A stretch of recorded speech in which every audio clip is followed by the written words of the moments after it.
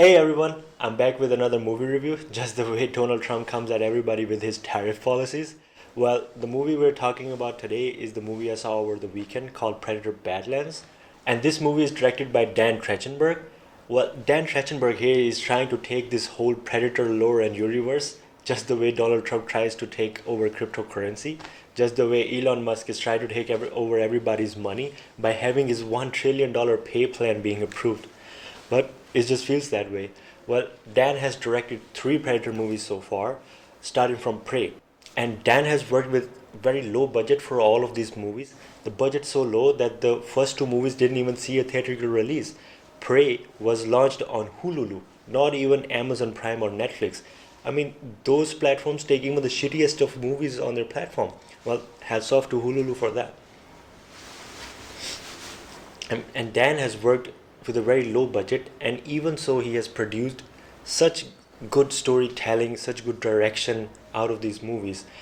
If you haven't watched Prey, I highly recommend you go watch the movie. In my opinion, it is one of the most underrated movies of all time. And the second movie he directed was Predator Killer of Killers. And that was an animated movie, and I think it was animated because of the budget constraints, because the story he wanted to tell in that story would take Disney kind of level of budget for it to be live action. These movies are not connected by story. It's not that you have to watch the first two movies in order to understand this movie, but they are in the same universe. They are connected by the same lore because the main protagonist of the Prey, we see a glimpse of her in the movie The Predator Killer of Killers. And Predator Badland is the first of those three movies to see a theatrical release. And I have been hyping myself up for this movie ever since I saw the first trailer. So I was ready in the theater with my legs up, cheeks spread wide apart to be filled with this movie. And it delivers. It delivers for me on the hype.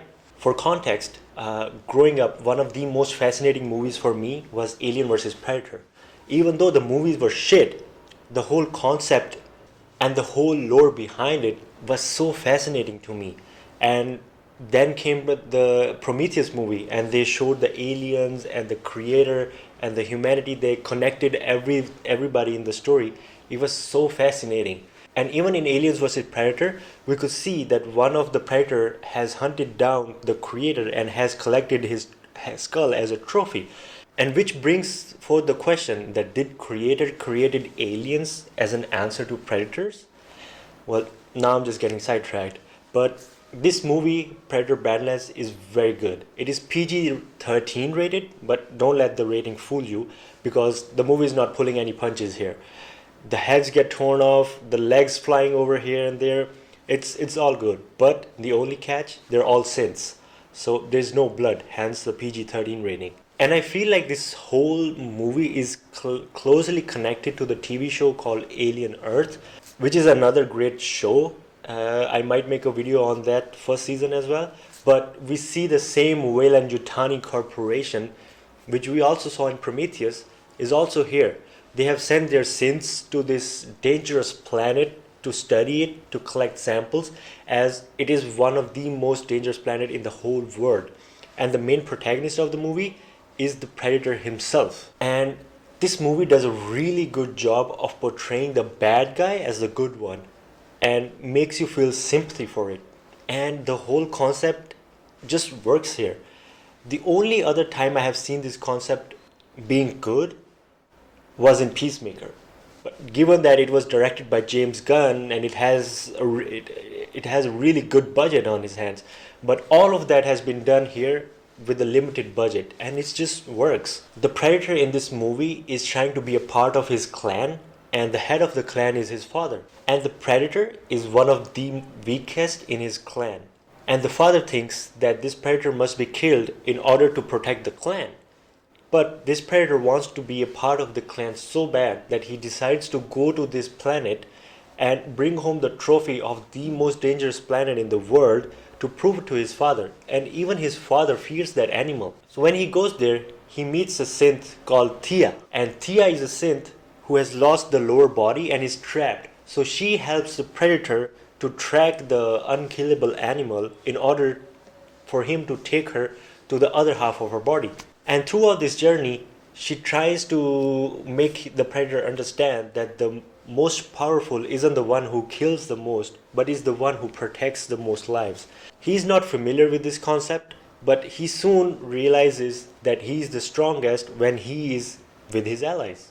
And on this journey, they fight all sorts of animals, plants, and synths on their way there. And this movie feels like a God of War game where you get stripped down of your powers in the starting and slowly you get them back and you become even more powerful. The CGI in the movie shows the budget constraints one or two times, but it's not that noticeable. And the one bad thing I feel in this movie is that the synths in this movie, as compared to the show Alien Earth, are very dumb.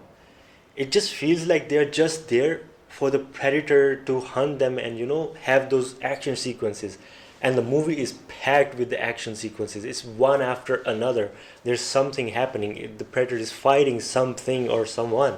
And well, to get into spoilers, and if you don't want spoilers, this is your warning. You have been warned. And to get into the spoilers, I feel like the ending of the movie was rushed. It was wrapped up really quickly. I think they could have had a really good action sequence when the predator goes back to his home planet and kills his father in the same way that the father killed his predator's brother. And the fight was really quick. He just comes in, overpowers the father, and kills him. They had a really good opportunity of showing what he learned to use it in the fight. But I guess they just wanted to show how powerful that he has become, how easily he overpowered his father.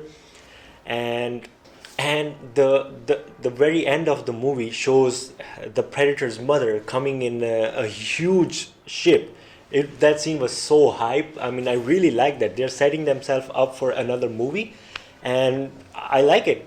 I want to see more of it. And if you were thinking to watch this movie, I highly recommend it. You go and watch this movie. You will not regret it. Well, that's about it. I just wanted to talk about the movie I saw over the weekend. See ya.